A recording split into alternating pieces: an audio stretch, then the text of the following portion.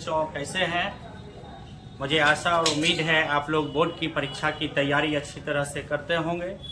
आज मैं पुनः आप लोगों के पास हिंदी व्याकरण का एक टॉपिक उपसर्ग और प्रत्यय लेके आया हूँ।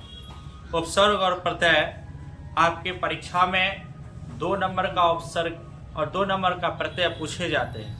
आज हम लोग जैसे समास को ट्रिकली बहुत शॉर्ट में कम समय में अच्छी तरह से समझे थे, उसी प्रकार से आज मैं फिर हम लोग उपसर्ग और प्रत्यय समझने जा रहा हूँ। आप लोग ध्यान से इस पूरे वीडियोज़ में बने रहेंगे और ध्यान से सुनेंगे। आइए हम लोग आज उपसर्ग और प्रत्यय के बारे में जानकारी प्राप्त करते हैं। अब हम लोग सबसे पहले आज उपसर्ग के बारे में पढ़ेंगे।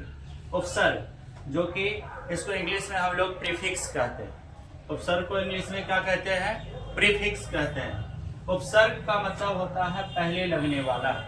उपसर्ग का क्या अर्थ होता है? पहले लगने वाला। प्रीफिक्स, प्री माने होता है पहले, अब फिक्स का मतलब होता है लगाने। ऐसे साधारणतः गांव भर में भी हम लोग बोलते हैं इस चीज़ को वहाँ फिक्स कर दो, उसी प्रकार से हम लोग यहाँ समझेंगे। फिक्स करना मतलब लगाना होता है।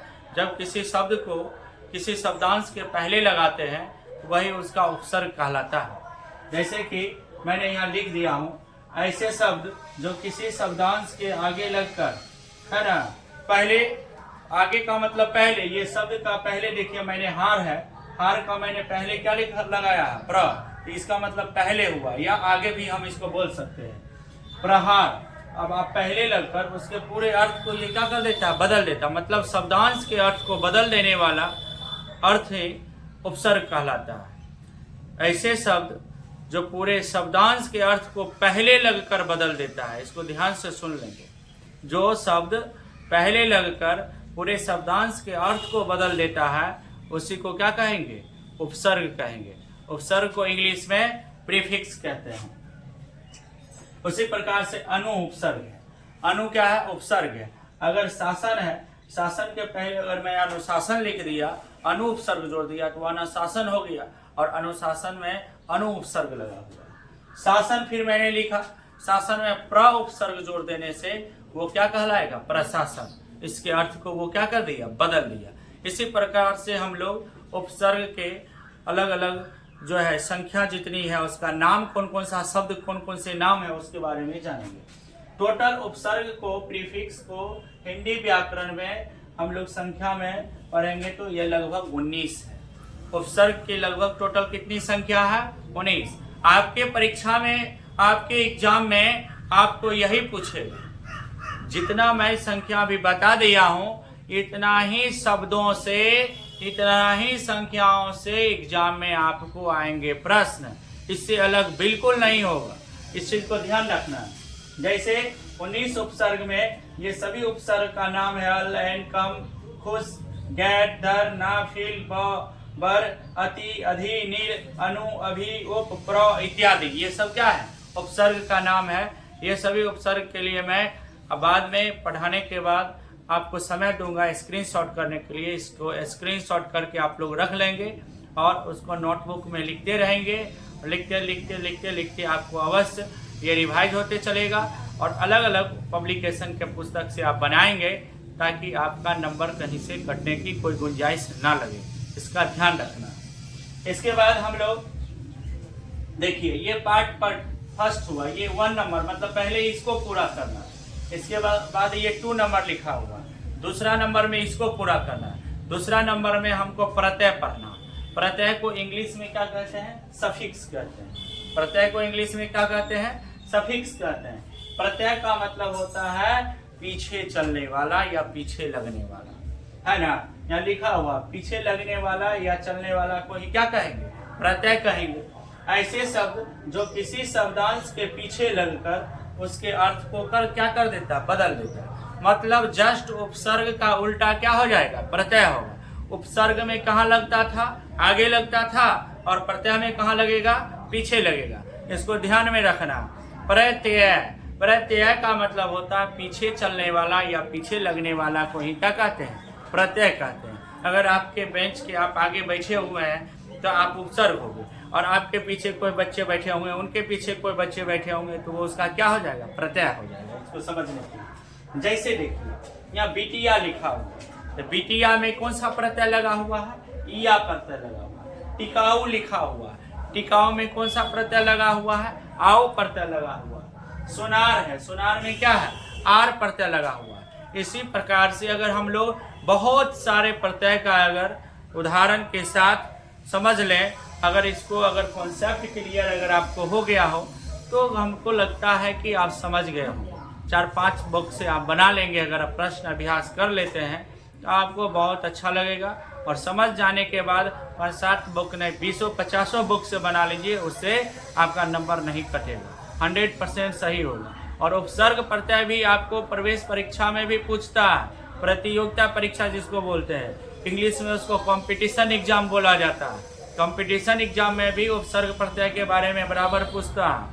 ये सब हिंदी व्याकरण का सबसे प्रमुख टॉपिक्स हुआ। संस्कृत व्याकरण में भी उपसर्ग प्रत्यय, वहाँ 22 उपसर्ग प्रत्यय के बारे में उपसर्ग 22 हुआ, वहाँ पे 22 उपसर्ग के बारे में हम लोग पढ़ेंगे। संस्कृत व्याकरण का भी बाद में वीडियो धीरे धीरे तैयार कर देंगे। आगे हम लोग चलते हैं तीसरा नंबर। तीसरा नंबर में ध्यान देंगे, तीसरा नंबर में है प्रत्यय के 2 प्रकार होते हैं। प्रत्यय के कितने प्रकार होते हैं? 2। जैसा कि आपके यहाँ बोर्ड पे लिखा हुआ, एक कृदंत प्रत्यय होता है, एक तद्धित प्रत्यय होता है। प्रत्यय के कितने प्रकार होते हैं? 2। याद रखना, प्रत्यय के कितने प्रकार होंगे? 2। कौन कौन होंगे? एक कृदंत प्रत्यय होते हैं और एक तद्धित प्रत्यय होते हैं। कृदंत प्रत्यय किसको कहेंगे? ध्यान से देखिएगा, यहाँ बोर्ड पे लिखा हुआ धातु लिख के और सही का चिन्ह लगा हुआ, और तद्धित प्रत्यय में धातु लिख के गलत का चिन्ह लगा हुआ। धातु लिख के सही का चिन्ह लगा रहने का अर्थ यह हुआ कि कृदंत प्रत्यय जो होते हैं धातु से जुड़े हुए प्रत्यय होते हैं। ऐसे प्रत्यय जो धातु से जुड़े होंगे उसे क्या कहेंगे? कृदंत प्रत्यय। ध्यान से फिर से सुनेंगे, ऐसे प्रत्यय जो धातु से जुड़े होंगे उसे क्या कहेंगे? कृदंत प्रत्यय। मतलब कृदंत प्रत्यय धातु से जुड़ा होगा। धातु से मतलब यह कि जैसे धातु का मतलब होता है क्रिया के मूल रूप को धातु कहेंगे। धातु में मूल रूप से क्रिया होता है, जैसे कि मैं हंसना, उठना, बैठना, जाना, आना इत्यादि प्रकार की जितने भी कर्म के बारे में मैंने बोला, ये सब क्या है? क्रिया है, और यही सब धातु है। यही सब क्या है?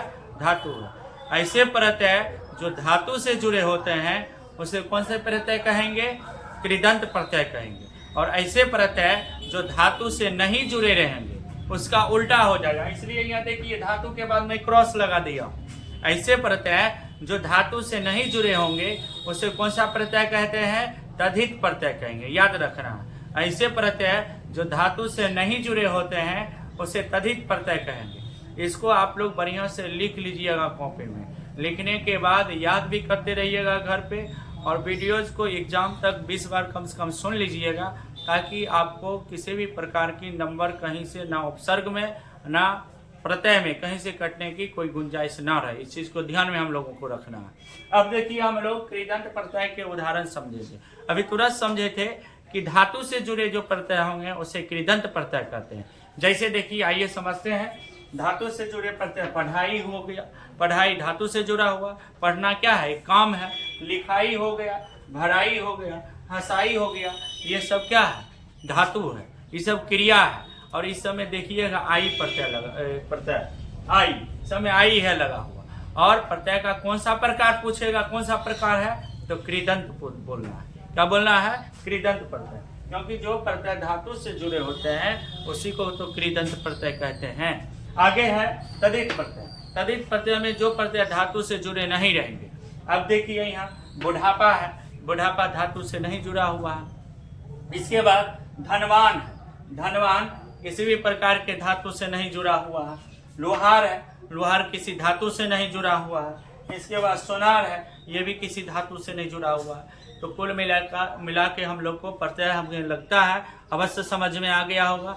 अब आप लोग का काम क्या है? इसको वीडियोस को 4-5 बार पढ़ लीजिए, और पढ़ने के बाद अलग अलग पब्लिकेशन के बुक से प्रश्न अभ्यास कीजिए। प्रश्न अभ्यास जितना करेंगे ना उतना बेहतर रहेगा।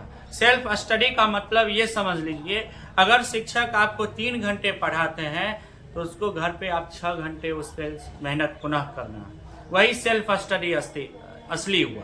सेल्फ स्टडी का मूल रीजन यह है, आपको एक्स्ट्रा नहीं पढ़ना है तो नहीं पढ़िए, अलग से कोई चीज़ नहीं पढ़ना है। सिर्फ कम से कम विद्यालय में या कोचिंग सेंटर में जो पढ़ाई होती है उसको उसी पर पुनः मेहनत कर दीजिए। बस उसी को अगर मेहनत कर लेते हैं तो ज़्यादा वो बोझ नहीं बनेगा और उस चीज़ के बारे में हम लोग विशेष नॉलेज अध्ययन कर लेंगे, ज़्यादा ज्ञान हो जाएगा। ये बार बार उसको आप ध्यान में रखिए। सेल्फ स्टडी का मूल रीज़न यही है। सेल्फ स्टडी कीजिए। अगर 15 मिनट का ये वीडियोज़ है तो आप इसको दिन में 2 बार डेली देखें और एक समय ऐसा आएगा कि आप भी अच्छी तरह से इसको समझ लेंगे। आप भी भविष्य में कोई शिक्षक बन जाते हैं या अन्य कोई भी आप शैक्षणिक कार्य में जाते हैं, आप भी अपने बच्चे को या आप भी अपने बड़े भाई बहन को पढ़ा सकते हैं। इसलिए हम लोगों को इस पर ध्यान रखना है। सेल्फ स्टडी कोचिंग स्कूल से दुगुना कर लो। बता दिया 4 घंटा कोचिंग पढ़ाया गया, कोचिंग में आप 8 घंटा घर पे पढ़िए तो वो चीज़ ज़्यादा दिन तक लंबे समय तक रहेंगे। आज के लिए मैं इतना ही रखता हूँ। फिर मिलेंगे अगले वीडियोज़ के साथ। तब तक के लिए जय हिंद।